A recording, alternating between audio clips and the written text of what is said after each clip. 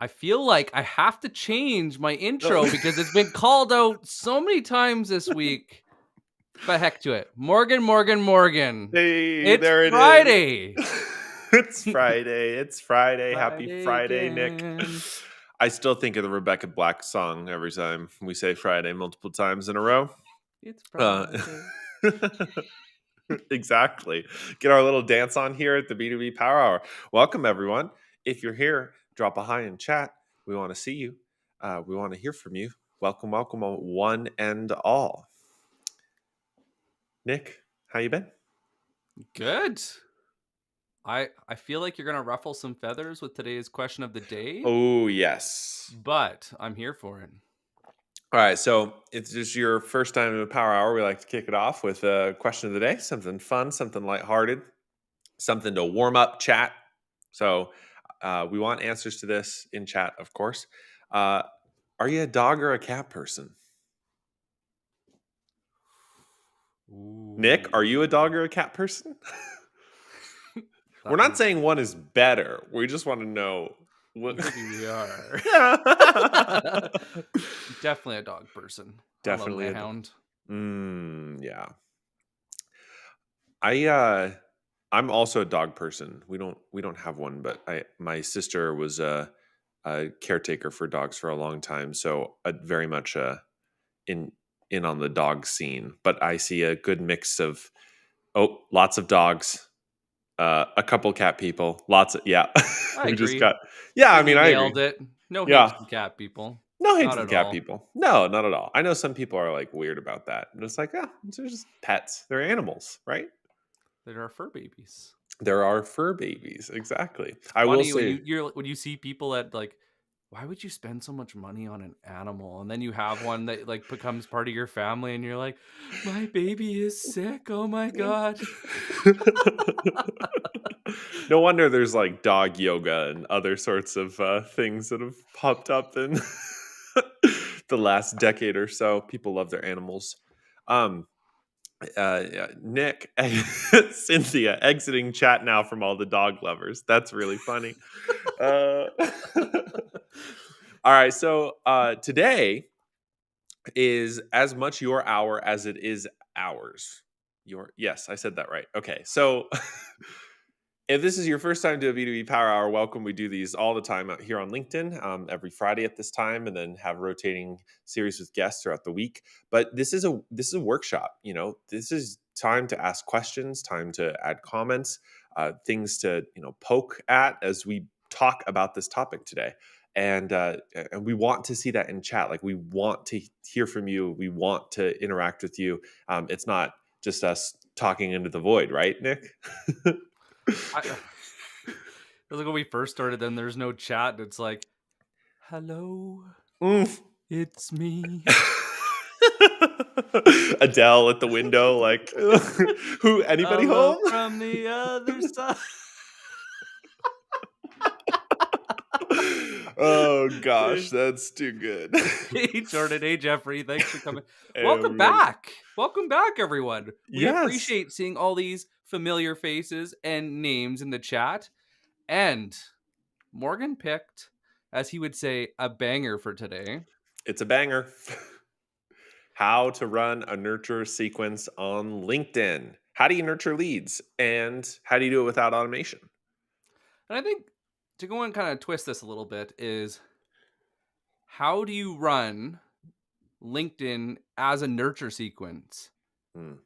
Because a lot of the time when I hear reps talk to me about this, it's like, yeah, guys, like I'd really love to run a nurture sequence on LinkedIn, but I just go and throw it into an email cadence and it's done. Yeah. But that's not the only option. And from our testing, because nobody's doing this yet, so let's try not to break too much of it, kill the novelty, but it's okay. Most people aren't running these types of plays. They are defaulting to email. They're defaulting to easily automated. Mhm. Don't get me wrong. We believe in automation. Automate the tedious. That's list building, triggers and prioritization, save searches. There's a lot of different things you could automate. But this takes it a step above automation to do what most sellers aren't doing right now. And This is the question that started it all for you guys. What if you had 60 days or less to break into an account? What would you do? So today, and to just kind of dial this in a little bit more, the the focus of today is, say you only have 5 or 10 tier 1 just strategic accounts. Hmm. How would you break in without, besides just peppering them with DMs and hitting them with endless emails? Hmm. If you had 60 days, how would you do it? And And it Oh, oh, go go ahead. ahead. Oh, okay. Was that a lot of the times there's, the sequence templates that you've seen before, or like sequencing trying to get into accounts is like this, in my opinion, strange blend of calling them and then sending a connection request, then sending them an email and doing a follow up DM. And then, it's all this like layering. And we've been working on testing for the accounts that are active, or that their companies out on LinkedIn. Not necessarily the people who are posting or commenting, but people who have LinkedIn profiles and who log in every week. What How do you break into those accounts only using social? So Nick's famous question from previous power hours is, if I only had 60 days, how could I get that person to book a meeting with me? How can I get them to pay attention to me instead of me trying to do only exclusively outbound? How can I get them interested in me? And so we're going to be unpacking all of this today on this Power Hour. And the fun part is, when I ask this question to sellers, the first thing they're like, tactics. Yep, every Well, time. we got to go and send a DM. We got to hit them with a profile view, and I got to go and sync it up with my outreach sequence. And they're already thinking tactics. And I'm like, you've lost. Hmm. You have undersold yourself with shit tactics, because that's where you went. And I'll just call it what it is. What happens where you win is you actually win before you even make the first outreach. And this starts with research. And so a lot of people, when we go and talk about this strategy, they're like, cool. Like, I talked to the decision maker. That's Sure. a myth. Yeah. It's buying by committee. And so who are the 6 to 10 people that you need to talk to? Not necessarily the decision maker, but think of the web of the way information flows. Who trusts who? Why would they go talk to them? What are they responsible for? And how can we get them talking about you in those internal meetings? Because that's what sells, is when the buyers talk about you. And this is applicable across all different deal sizes, right? Because we had Evan Patterson on a previous B2B Power Hour. Evan was not selling anything that's, complex, transformative, 8-figure sorts of deals, right? He was selling software generally. So that even if you're just an SDR or an account executive at a company that sells a smaller dollar product, this is true. It may not be 10 people, it might be 4 people, right? But there's going to be always more than one person that you need to get in front of, and that needs to know about you and that needs to trust you in order to close that deal Yeah. or even book that meeting, honestly. I love his swarm and inform Mm, strategy. Super pile on. clever. Yep. But this is one in account research. You cannot skip this step. If they're strategic, you can afford to do this. Hmm. And the thing is, they don't care about your weeks. They don't care about your months, your quarters. We set the pace based on our information. So, I run on 60-day schedules because it also aligns with triggers and when the pain runs out. But also, it gives me enough time to say, have they been on a podcast recently? Have they done a webinar? Did they release some financials if they're a public company? What can I know to get inside their head to understand how they think? Because a lot of people run firmographics and firmographics and technographics, Hmm. but they don't think about how the psychographics, how they think about things weigh in. But sales is change. And so that's why we call it nurture. And so, Morgan, if you're Hmm. starting nurture, Hmm. what do you think is the biggest thing to go and consider? Or What even just they doing outreach? Like what would be the first thing you would make sure you button up? what I would want to know, there's a lot of things. The first thing that popped into my mind was, what do they need to know before they buy? What do they need to know before they buy? And it's always like 10 things. And it's a nice neat number too. But what are the 10 things that they need to know about your company, your product, you before they buy? Because if you start there, you can unpack a lot of what's going on inside the account, right? Because if they need to know, I don't know, you work well with their legal compliance department, and that's something that pops up a lot when you're running an outbound motion, that's a good thing to write down and say, okay, they need to know that we work well with their legal compliance department. The second thing, that the VP of marketing doesn't need to look at X, whatever persona you're going after, whatever product you're trying to sell, there are always going to be things that your buyers need to know. And I will say the quick little trick to this is to consider what sorts of questions the buyers are asking once they come to discovery. So we have a whole other thing on discovery coming next week. So this isn't worth a super deep dive, but in traditional sales, a lot of these questions are brought up during the buying process. So if you can synthesize and pattern match and bring all of that data together, you can probably find and surface up the primary questions that the buyers keep on asking and have those before you do any outreach. Okay. So now you have this. You have a big, big piece of the puzzle. I wouldn't say you're quite 80% there, but you're probably about 50% when you get to this point. Mhm. But what you have to think about is our LinkedIn profiles are like a review page for a product. When you go on Amazon, you read through the reviews. The problem that we started with is that most people don't start far enough back. They don't give themselves cover. They don't build credibility before they start outreach. They just worry about messaging. So Mhm. what do is you look at, okay, when somebody lands on my profile, what do they need to know before they buy? How do I have to show up? What does that mean for my tagline? Does it need to change? Does it hit the value hypothesis that I built when I did that research? Does it align? Or is it way the hell off? An aligned business case wins. Now, you go up to your background image, your banner. Mhm. Does it paint the right picture or does it throw it off? What about your summary section? Does it really walk them through that? And your job experience. Do you need to change something? This is your landing page. This needs to be buttoned up before you send the first message.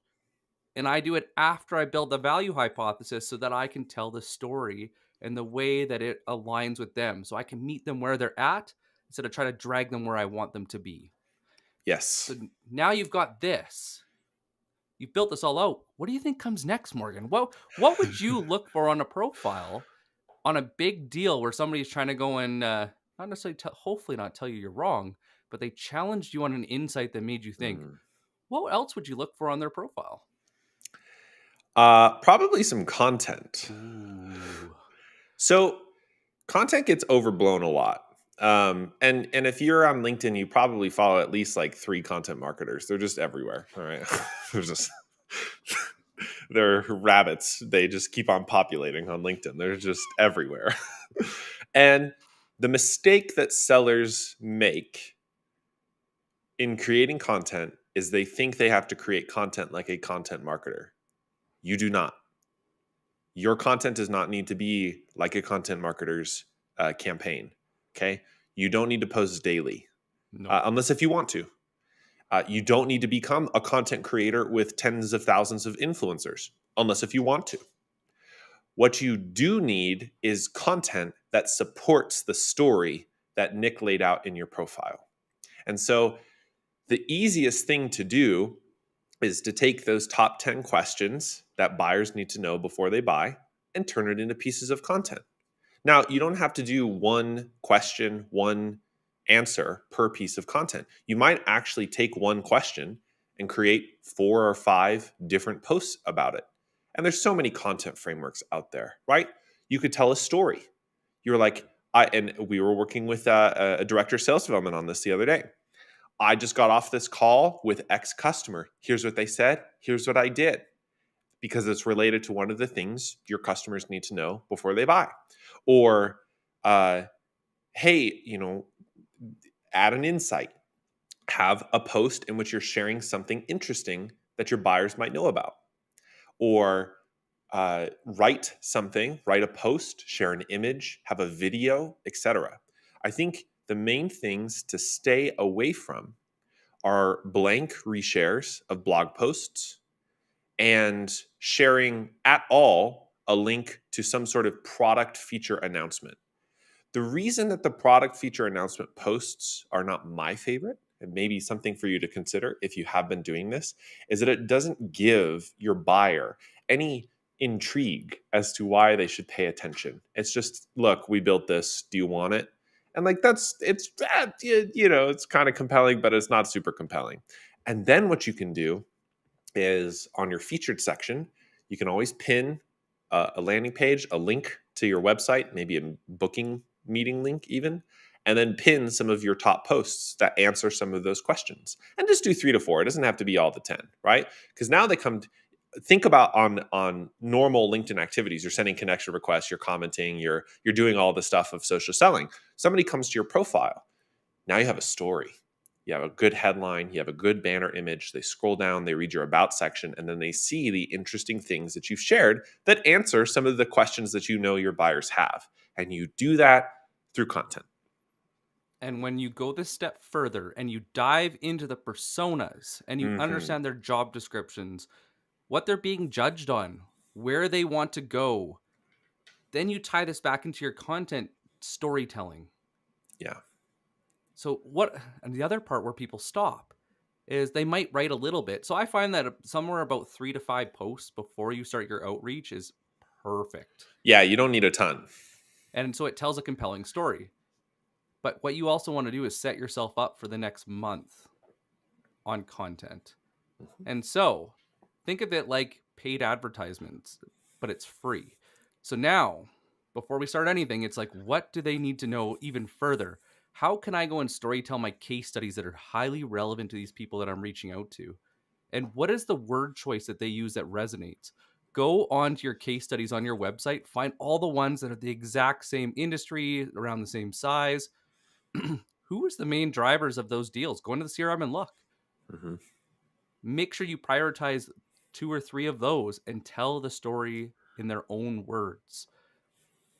And if you need to, reach out to a CXO in the company and ask them, like, get more information, want to put a spotlight on them, use them as a resource like Amazon uses customers to sell products. Yes. Be an e-commerce store, essentially, is what we're kind of getting to, because this is when you work smarter, not harder. And then if Mhm. you have a booking link in your page, then it allows people to work at their own pace. You're setting up the foundation before you start the outreach. Because once we hit the go button, Mhm. there ain't no stopping. It's fast. Yep. So one of the things that you can do to prepare yourself that's helped me a lot is because you don't need to be like a content marketer and you don't need to write a post every single day of the week and need it to perform brilliantly, right? What you should consider is how can I take existing ideas, existing stories like Nick was talking about, case studies on the website, comments that you've offered, interesting posts from other people, testimonials, and the rest of it, and just repackage them into a post. And here's the best thing, okay? You know that when you're cooking spaghetti and you're trying to see if it's done. What's the classic test, Nick? You just throw it at the wall and see if it sticks. All right. Isn't that Sales So 101? Isn't that how people exactly. get hired still? So don't overthink this, right? Not every cold call you do is awesome. Not every email you send is going to get a response, and not every piece of posting content that you put out into the world is going to be mind-blowingly good. The point is that you keep on trying and doing it, because content plays a crucial role in nurturing accounts and nurturing leads. And Changing minds. it's because it can change people's minds when it's done right. So, Nick, how do you want to talk about insights? Because insight, this fundamental thing that could change somebody's mind, helps drive sales. So, how can salespeople share and develop this insight through their content, especially or maybe if their marketing team doesn't have their stuff together? So, frame breakers are those moments in time that we've all been through that we started a conversation where we thought we knew everything. And then somebody says something and we're going, oh shit, I never thought Oh. about it that way. And then they go a little deeper and they're like, huh. And it gets you thinking. And the really cool thing is you don't think about like ABC, you start telling yourself stories, you relive moments in your head. And that's something we can tap into because now we have context. So all the information we're giving is emotionally driven, and it has a place to sit in their brain where it's meaningful. Mm. Otherwise, it's just spammy shit that they couldn't care less about. This is why doing this is so critical. But how do you find these? Mhm. Well, win-loss analysis is the best. Yes. Do you have access to that information? Probably not. But the one that I find is the easiest if you have case studies on your website, take all those case studies, stack them all together, and find the commonalities. Pay attention to the quotes and what is the word choice they use, and look at what were they doing before? What motivated them to act? And the hardest part, this is the hardest part, is what did they think they were buying? Mm. What are they actually buying? Is it something to do with a workflow? What is the objective that they're going for? But you have to get it down to their workflow. Because they're not buying artificial intelligence. Like, let's just make some clear. This is the classic distinction you might have heard or hear on LinkedIn of like features and benefits, or features versus benefits, or however somebody decides to package it. It's not the terminology is not important. People don't wake up and buy artificial intelligence. They will buy what the AI does for them, the results that it helps. And those results could be financial, it could be efficiency inside the company, it could be a better customer experience. When you're going after public companies, you can find these objectives that come from the C-suite in their public information, Yeah, right? and they even pay to put it in a beautiful presentation so it's easy for us to read. So we don't have to read 10Ks and like Yep. laborious investment reports. Right. So you can find, what are they focused on? What are they interested in? What are they talking about? How are they talking about it? And then all you're doing is you're just translating that back to, how does your company's product or service fit into that vision? Not from a, we have AI that can help you do this thing. Because that's not good. That will sell 1% of the current market. Like, it's not going to get a lot of people's attention.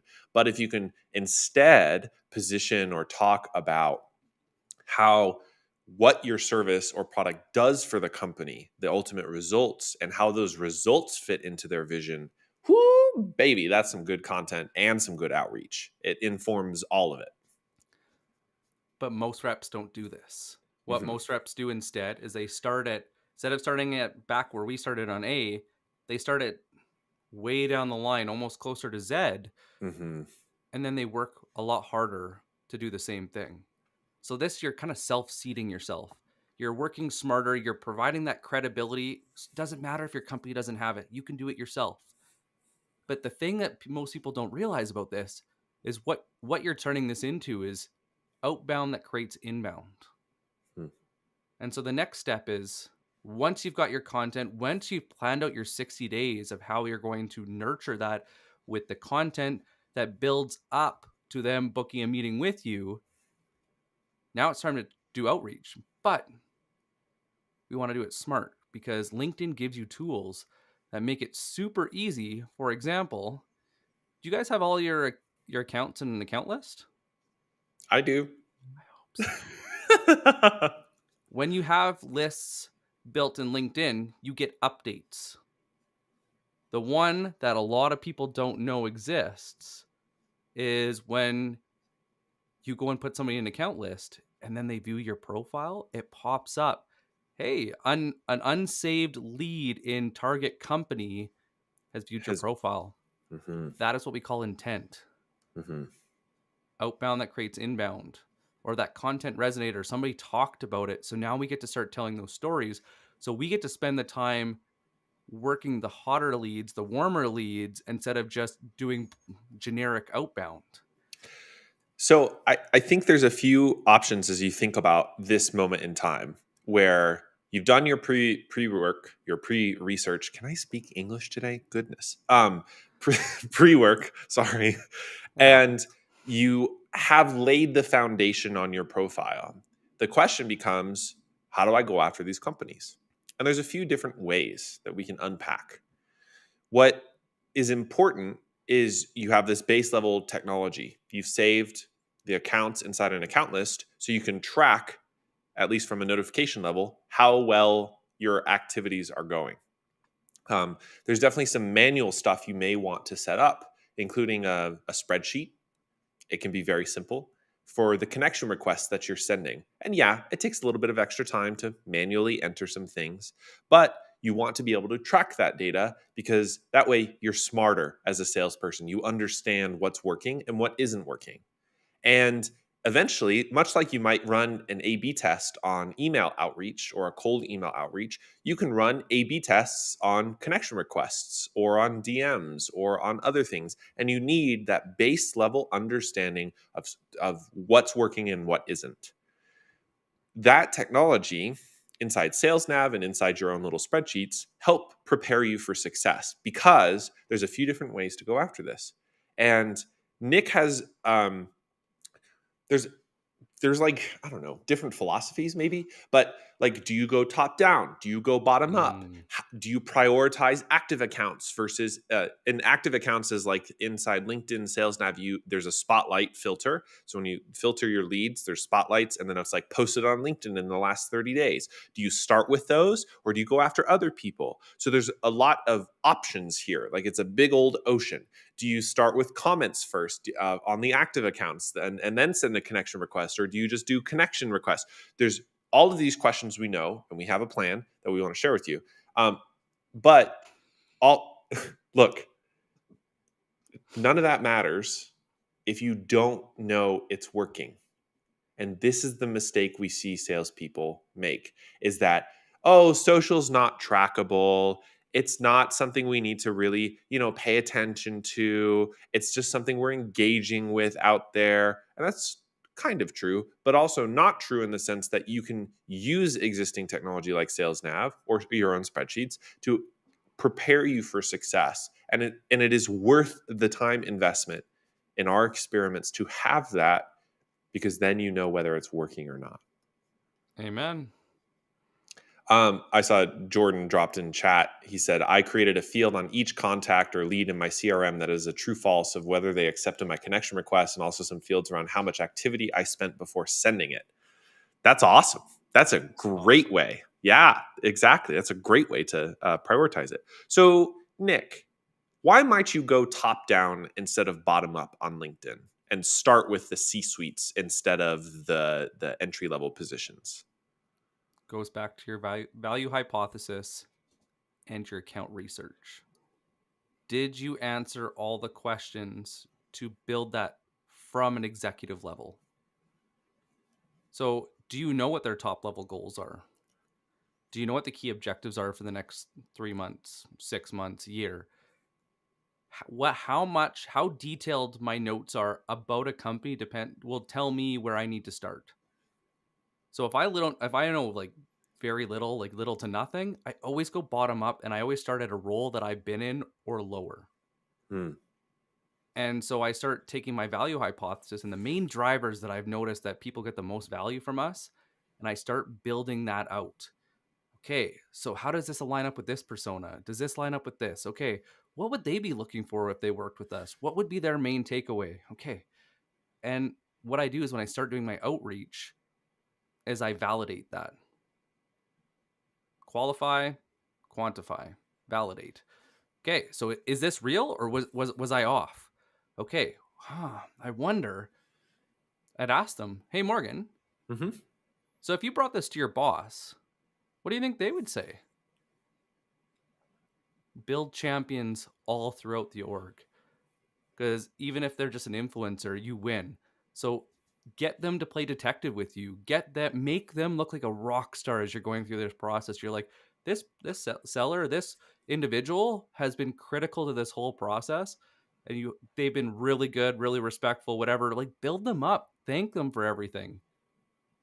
That is if you know little to nothing. If you know absolutely everything because they're a public company, they did podcasts, or there was a lot of extra information for you to build this case, go right to the top, pitch it. Mm-hmm. Especially if you have case studies with those C-suite people that can validate that, and if you've done it yourself as well. Mm-hmm. When you've already worked with 5, somewhere between 3 and 5 execs putting these deals forward, you can start really high up because you've earned the right, because people You, talk. yeah, you know how to speak the language, and people know each other in an industry if your account list is focused on, and it should be, some specific niches. But the one that gets missed a lot is middle out. Hmm.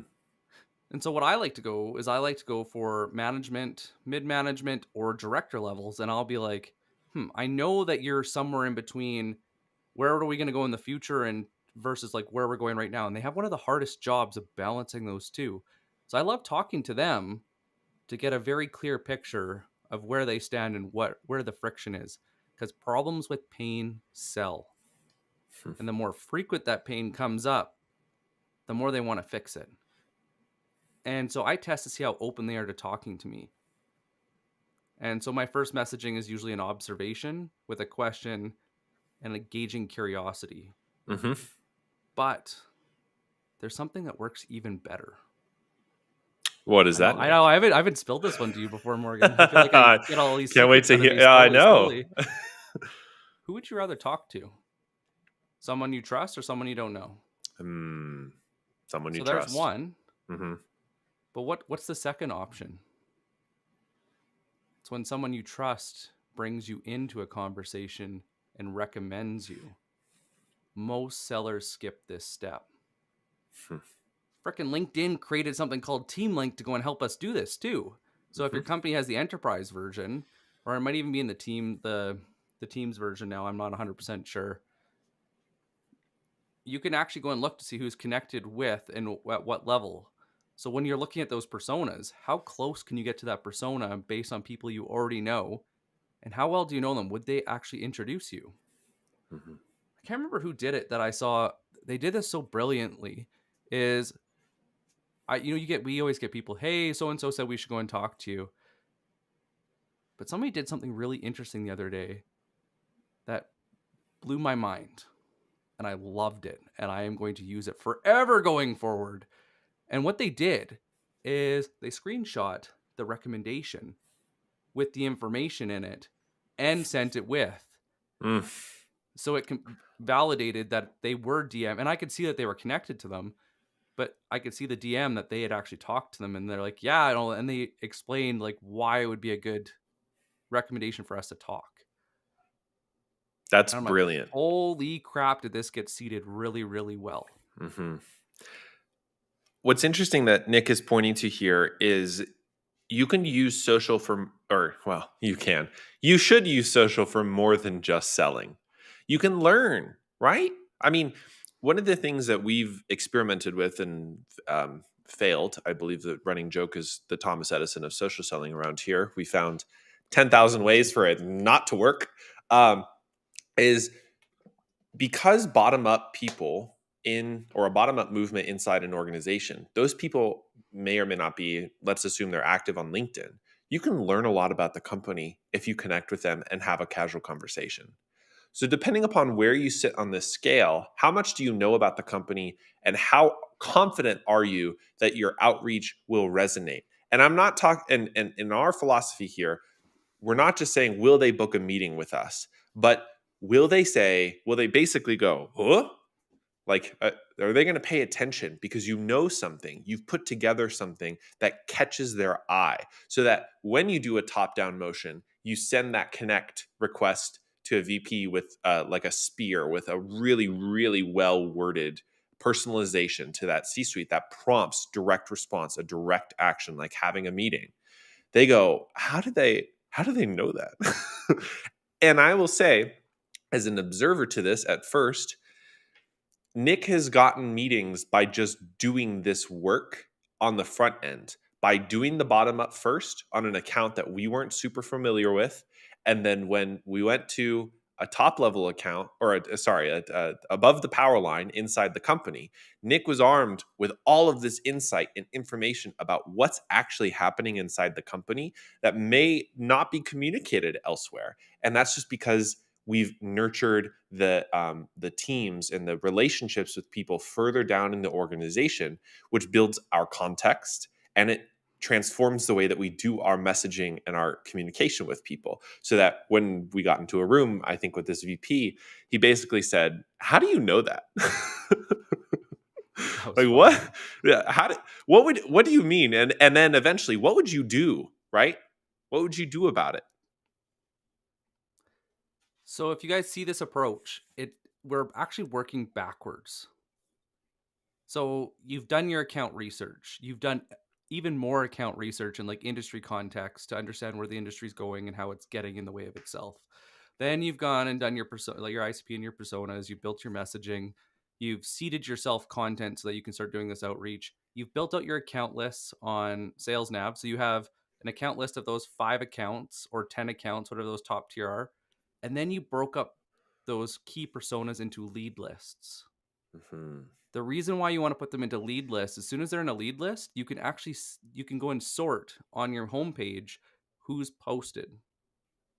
What I normally do when I'm using LinkedIn for this in particular is I'll usually sort by who's active, and I'll go on the account page.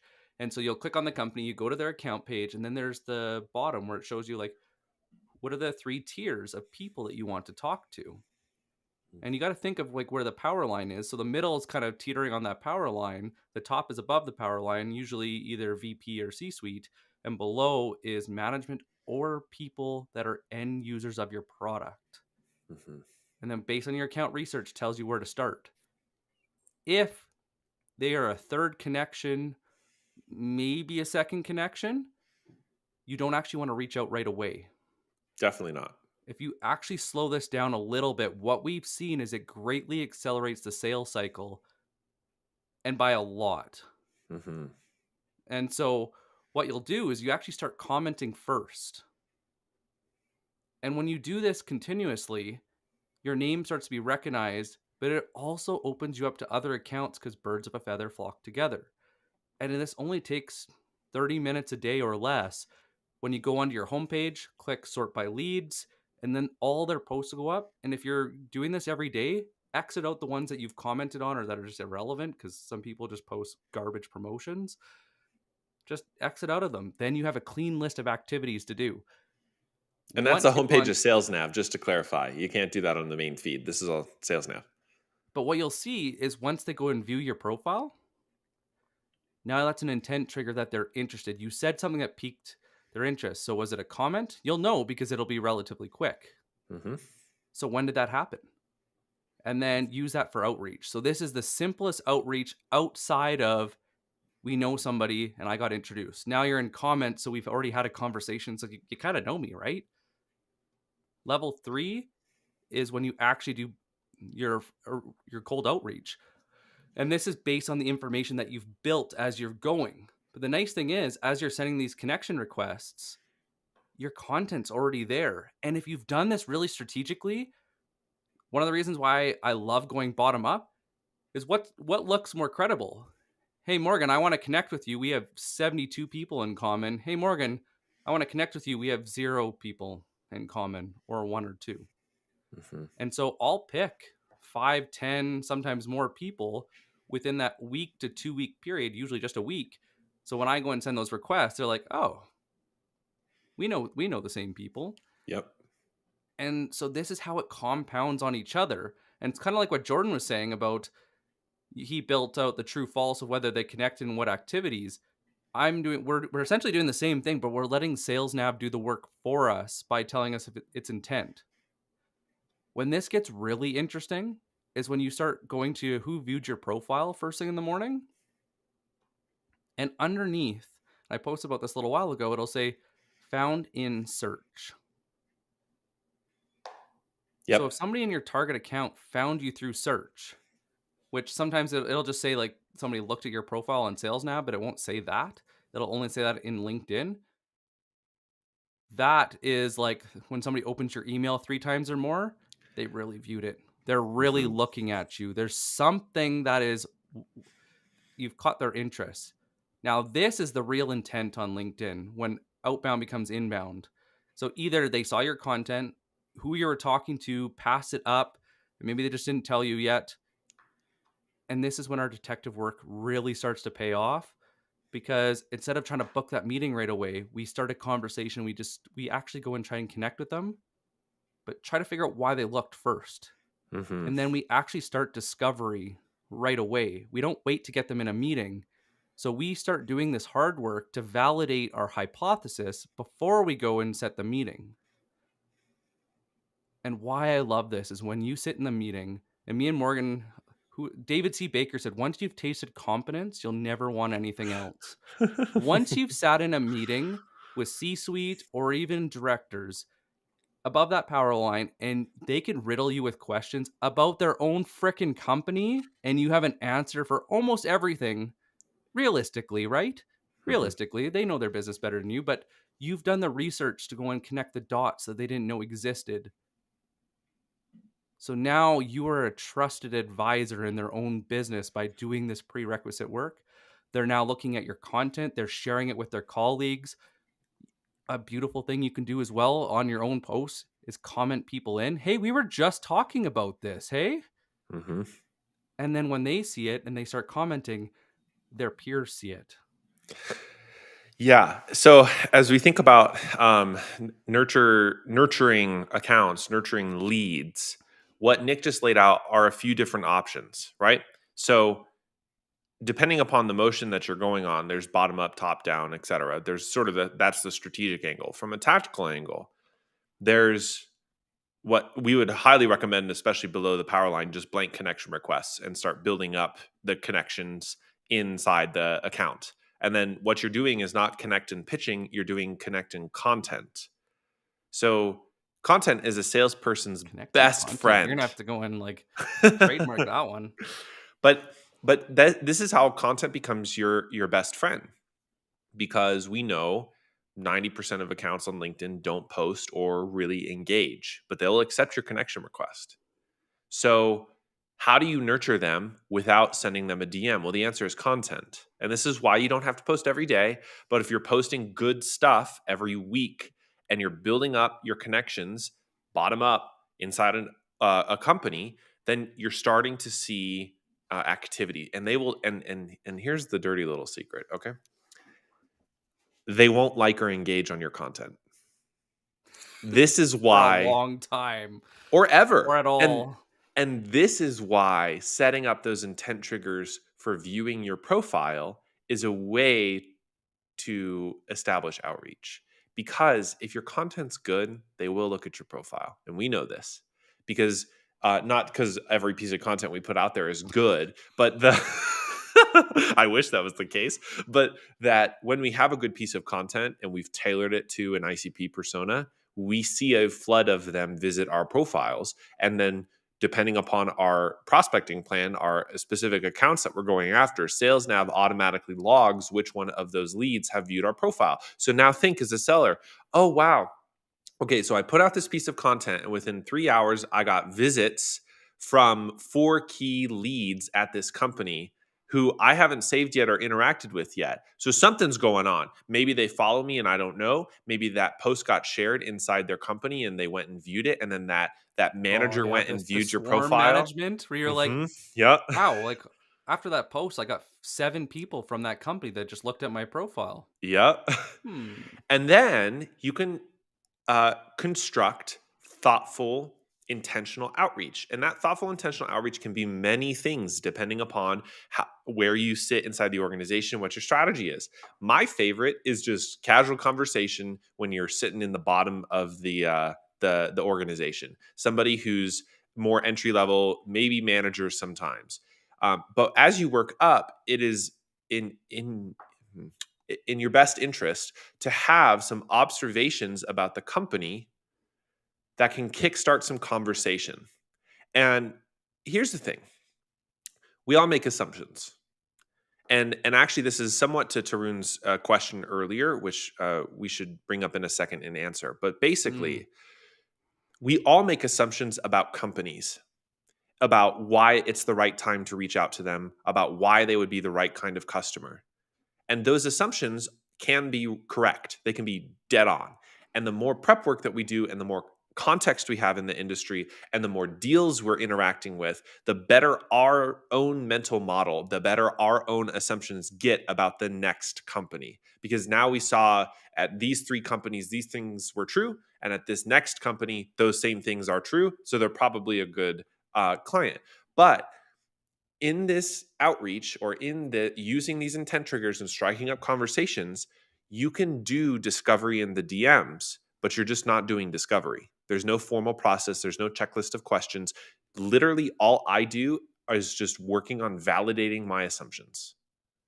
It's like, hey, I saw this about your company. In our work, it's like, hey, I saw your sales team just hired an enablement manager. How's that going? Or I saw your sales team. Somebody just hired an enablement manager. Hmm. What's That's it? it. Throw a Yeah. GIF. Throw a GIF. Throw a gift. Make it fun. Yeah. Throw in a tone. Give Hmm. because you don't get tone in messages. Right. Or one of the superpowers I don't see people use very often. So you're talking to somebody above the power line. Say you want to you just connected with them. You saw or they looked at your profile. You connected with them. Blank request, whatever. It doesn't matter. What would really stand out? You know what really stands out? What can't be automated Yes. and what shows that it's actually you doing the work. And that is a Go for LinkedIn it. video. Hmm. Yep. And so what I always try to do is something that impressed me about them. But it's impressed something to do with knowledge, usually, or a shared hobby, because sometimes that's just fun. Like if they brew beer too, like it's the business can wait a moment. I Yeah. need to I have questions that need to be answered, and they're always happy to indulge me because Hmm. super passionate people about their hobbies love to talk about it. But hey, I just saw you were on Jen Allen's podcast, Winning the Challenger Sale, and I really love the point you brought up about X. I know you guys were tight on time, so you didn't get to go in deeper, but I had a few questions open open to talking. Hmm. And what's interesting about this is if you've followed other people who do LinkedIn pro tips and such, there's a lot of tactical prospecting games that focus on the LinkedIn audio message, that focus on the LinkedIn video message, or you embed in a vidyard or whatever. Those are just tactics. Yeah. Okay. You can still get people's attention with a really well worded text, right? Because you're basically just texting them in the DMs. Think about that. You're just texting them when you're DMing somebody.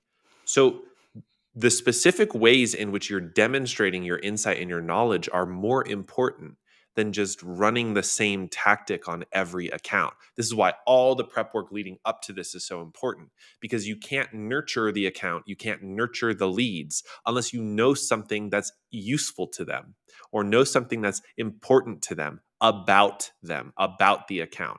Hey, Nick, I just saw you hired 20 new sales teams or 20 new sales teams, goodness, Ooh. 20 new sales members, and they're a manager or the business development director. Sounds like your current motion is just killing it. That's crazy. Send a GIF, and then how's the onboarding experience going for them? Or hey, one thing I know, I was just working with this other company that is in the exact same situation you are, and they were really struggling with their onboarding process. Is that true for you? And that may be further down. That may not be like But a you first, and if you actually did talk to them, you can be Mhm. specific. You can be specific. Yep. They were really struggling with how long it was taking reps to actually generate revenue that they could carry a quota. Hmm. And so we were actually exploring what was causing that in the onboarding process. Curious to hear what we found out That's a great conversation starter. So because all it's hard to that's hard to lie about too, right? Because especially if they know them, it's like, holy crap. well, and then think about this: you're having conversations. Oh, by the way, hi Evan. Nice to see you here. Um, The the you're having conversations with people on this really intentional account strategy, right? And you're learning more and more about the company. Now, if you've been doing bottom up or middle out, imagine going to the VP, the primary stakeholder, the signing authority person, because it's never just them. As we said at the beginning, there's a ton of people involved in a sale. But imagine being able to go to them with all of this insight, all this interesting stuff. And the beauty of this does not take more than 60 days. No, There's no no. way in hell this takes more than 60 days to do this right.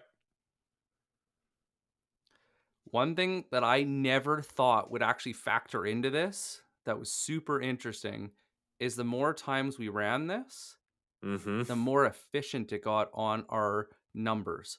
So say we started out at 50% connect acceptance, and then connect to conversation, we started out like one out of 4, 1 out of 3.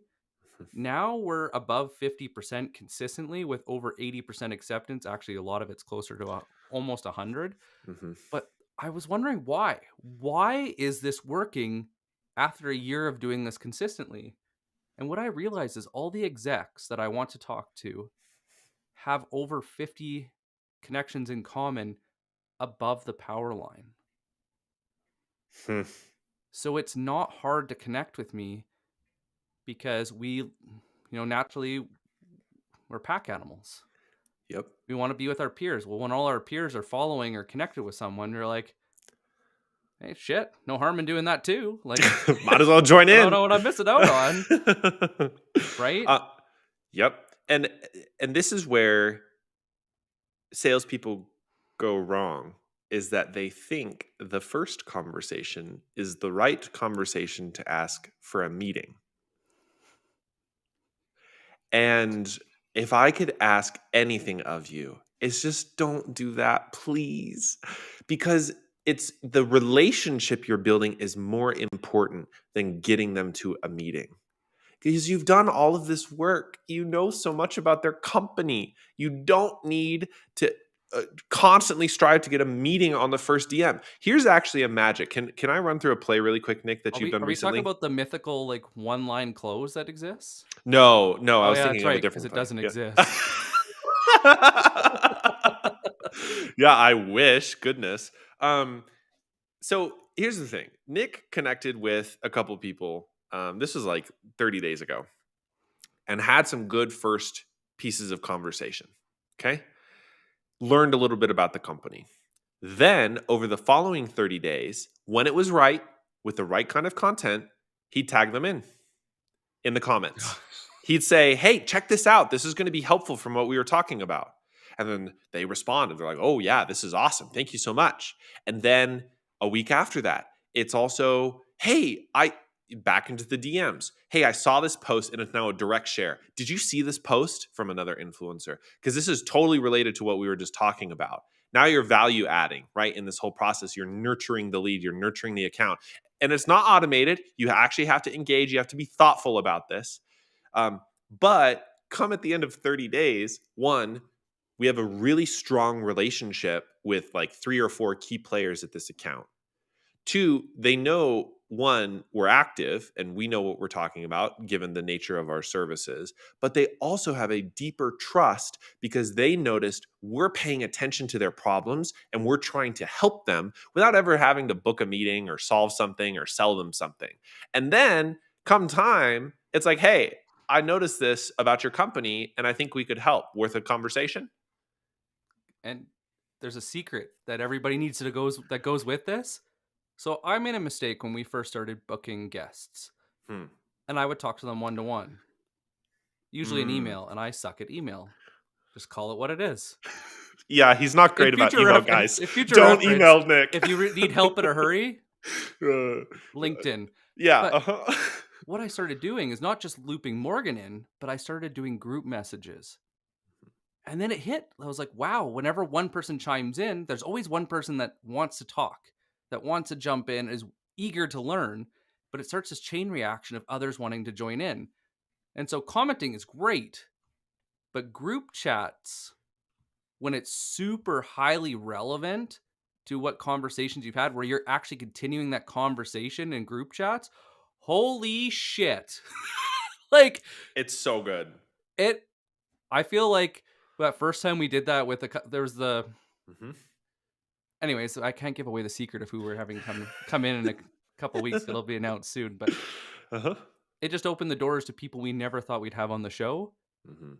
But it also opened the doors to conversations at a depth that I never thought was possible in the DMs. Because I always got taught if you want to go and do good work, it has to be a conversation in person to do your discovery. But That's just not true Disco, if you're doing anymore. it over time and you're actually stretching this out on purpose to build a really comprehensive picture and really enable champions, shared documents, even if it's a group DM, is a game changer. And if you don't believe me, go to Nate Nasrallah's profile, go and download his B2B playbook from Fluent. Oh my gosh. One of the But best. we have to use the tools available. They're not even, you can do this for free on LinkedIn, but we have to use how we naturally like to communicate. And we have to pay attention to what we like. Why did we And like it? Why did it work? Why did that get my attention? and when And you're that, going after Oh, sorry, I didn't mean to no, I was cut going you to off say, there. but our mental spam filters change so rapidly that it's not enough to do what we did, what worked 10 years ago, and it'll work now. Tactics change, the research doesn't, the the why behind the how. Don't Mhm. get stuck on tactics. Well, and this is where if you're pursuing some strategic accounts, and maybe I'll add this little asterisk right now. So we've talked a lot about strategic accounts. The reason this works is that then you can, all the conversations happening on LinkedIn, why don't you send them an email? Be like, "Hey, had a question from our last conversation." Now it's on email. Insightful observation, question, nothing too crazy. Now it's casual because they know you. It doesn't have to be super formal. And throw in a link to like a blog post you saw. Be like, hey, did you see this? Because I wondered if this would be helpful. And now you're translating off the specific platform. So we've covered a lot on the sort of top tier stuff, and that allows you to be more strategic and more personal for every lead that you're working with. If you're selling something smaller, or you don't your quota is set up in a way that doesn't allow you to do all is to spend this much time per lead, because we've talked a lot about per persona or per lead. One thing is to consider, if that's third gear, let's downshift into second gear and think about the company. Okay, so this works best in our experience somewhere between, if you're selling like 10 to 50 grand contracts. Okay, if the final deal size is around there's some sort of industry expectation. Think about the company. Yes, everything that we've outlined today works really well when you're doing large strategic contracts. It can also work really well if you're doing smaller deals, right? The difference is you're not going to likely spend as much time doing deep personalization to every specific lead. What you're going to do is personalization based on the company as a conversation starter for the after all of the intent triggers. And now you can just jump in and be like, hey, notice in your company that this is happening. Um, Another company was experiencing this in our industry. Is that true? And then you can accelerate it a little bit faster. So think of it, and then first gear is technically industry based, but we don't really talk about that for social because that's just like spray and pray when done poorly, and that's not the best use of our time today. But if you're selling something a little smaller than a transformative deal, then think about ways to talk about the company and to leverage the insights and the research you have from the company, even if you don't have the time to spend deep conversation or personalization for every specific lead at the account. You may focus your efforts on one champion, or you may focus your efforts on like a specific person that's like the best fit to help close the deal or Should get it we across the finish line. should we go back and answer that one question? Okay, yeah, to close out today. Yeah. How do you assume or identify if a pain of a customer of yours is the same for the prospect? Some of it times ask. Mhm. But there's also signs and symptoms that a problem exists. If I have really shitty retention, LinkedIn will tell me that my company is shrinking or I'm always hiring. But if I'm always hiring and I'm not getting the pump, the LinkedIn's not saying that you're growing, this is rates. Like there's different triggers to watch, and those triggers depend on the size of account, how much you want to focus on them, and how much they're actually telling you. But look for proof of pain. Those proof of pain comes from what's unique to you and what you're actually searching, and it shows up in different things. Job descriptions. Are they hiring somebody? Because hiring is like a menu of wants. Yeah. I would like to have repeatable and scalable income. I would like to have a strong sales team built out with a global presence. I would like to have, you can look at job descriptions. You can look at raises. You can look at, are they hiring certain roles that didn't exist before? Like, what are those things that show that that pain exists? And you can go back to your customer and do a debrief after the call to go and say, what were you guys doing before? Mhm.